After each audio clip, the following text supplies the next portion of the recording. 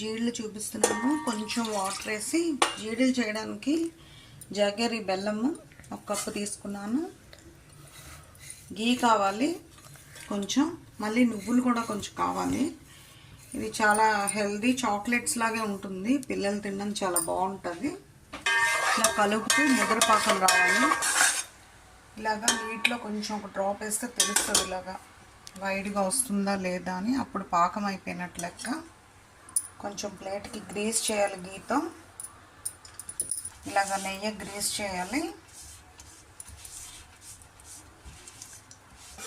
మనం తీసిన పాకం ముద్ర పాకం వచ్చాక ఇలా వదిలేయాలి.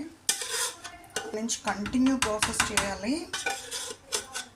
వీటిని నేను గరిటతోనే ఇలా కలుపుతూ ఉంటాను.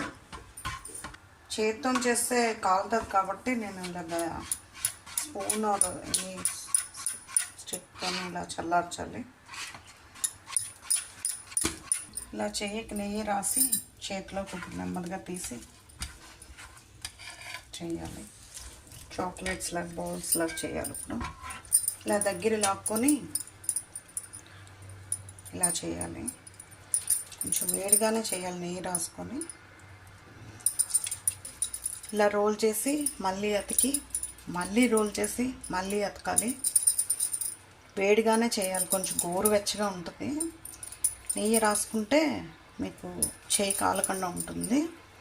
పిల్లలకి ఇది చాలా హెల్దీ.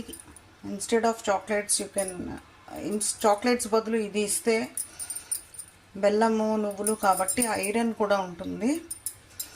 చిన్నప్పుడు జీళ్ళు అని దొరికాయి కదా, అది ఇది. You also try friends. Roll చేసాక నువ్వులు స్ప్రింకిల్ చేసి ఇలా అంటించాలి. ఇలా కట్ చేయాలి.